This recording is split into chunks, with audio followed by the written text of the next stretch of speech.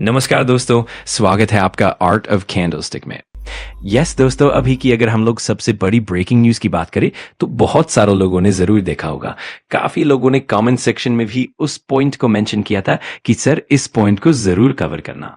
मतलब आप सब लोगों को पता है दोस्तों कि मिडिल ईस्ट में डिस्टर्बेंस तो हमेशा चलता ही रहता है, पर अगर देखा जाए दोस्तों तो मोस्ट पॉसिबल क्लोजेस्ट वॉर हम लोगों को अभी आने वाले समय में कौन सा देखने को मिल सकता है, तो उसका चांस है ईरान और अमेरिका। ईरान अमेरिका, और उसमें आप सब लोगों को पता ही है ईरान के ऊपर किया भी था B-2 बॉम्बर के साथ, आप सब लोगों को पता ही है। सो इसी से रिलेटेड दोस्तों कभी भी कोई भी खबर निकल कर आती है वॉर जैसी चीजें, तो ये चीजें चलती रहती है, ये कोई अभी की बात नहीं है। इससे पहले भी हम लोगों ने देखा है। क्रूड ऑयल की अगर बात करें, यस, क्रूड ऑयल के प्राइसेस में जब बहुत अच्छी जंप देखने को मिलती है, मतलब आप देख सकते हो ब्रेंट क्रूड यहाँ पे लगभग $70, 70 क्या $70.54 प्रति बैरल पे जाते हुए देखने को मिल चुका है। 2.5% की तेजी, और WTI की भी अगर बात करें तो मोर देन 2% की तेजी। बाकी भी अगर आप चेक करोगे क्रूड नेचुरल गैस को भी, तो वहां पे भी हम लोगों को तेजी देखने को मिल रही है।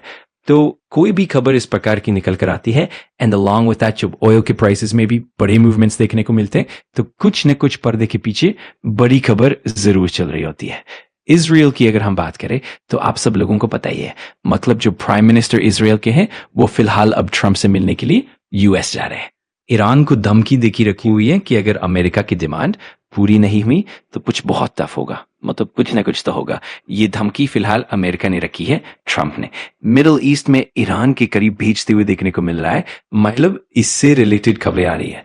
इसके पहले भी आप सबको पता है, इब्राहिम लिंकन की बात करें, उनका बड़ा एयरक्राफ्ट कैरियर मिडिल ईस्ट की तरफ जाता हुआ देखा गया है। तो काफी टेंस माहौल फिलहाल देखने को मिल रहा है। सो डेफिनेटली आप सोच सकते हैं कि एग्जैक्टली प्रॉब्लम क्या है।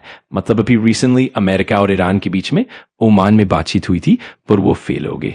मतलब क्या, अमेरिका ने कुछ डिमांड्स रखी, ईरान ने उन्हें माने नहीं। सो इसी चीज से कॉन्फ्लिक्ट बढ़ता जा रहा है। अब अगर हम बात करें ईरान के न्यूक्लियर बॉम्ब की कोशिश की, मतलब ईरान न्यूक्लियर बॉम्ब बनाने की कोशिश कर रहा है, ये चीजें फिलहाल देखने को मिल रही है। हालांकि ईरान का कहना है कि ये सब पीसफुल एनर्जी के लिए है, ना कि हमला करने के इरादे से। तो ये भी एक डिस्टरबेंस वाली स्थिति है, और आपको पता ही है ये सबसे पुराना कॉन्फ्लिक्ट है इजराइल और ईरान के बीच। ईरान ने कई बार धमकियां दी है कि, और सोचिए अगर उनके हाथ में न्यूक्लियर टेक्नोलॉजी आ जाती है तो सबसे पहले इजराइल ही टारगेट होगा। अमेरिका ने ईरान पर कई सैंक्शंस लगाए हैं, उनके तेल पर भी प्रतिबंध लगा है ताकि उनकी अर्थव्यवस्था संघर्ष करे, और इन सब चीजों के चलते डिस्प्यूट्स बढ़ते जाते हैं। अब अगर हम स्ट्रेट ऑफ हॉर्मुज की बात करें तो लगभग 20% क्रूड ऑयल इसी रास्ते से गुजरता है। तो जब भी ऐसी खबरें आती हैं कि मिडिल ईस्ट में तनाव बढ़ रहा है, क्रूड ऑयल के दाम बढ़ने लगते हैं। यही वजह है कि निवेशक चिंता करने लगते हैं, और इससे हमारी अर्थव्यवस्था पर भी असर पड़ता है। अगर क्रूड ऑयल के दाम बढ़ते हैं तो इन्फ्लेशन बढ़ता है और जीडीपी पर भी दबाव पड़ता है। इसी तरह से मिडिल ईस्ट में तनाव का असर हमारी ग्लोबल इकोनॉमी पर भी पड़ता है।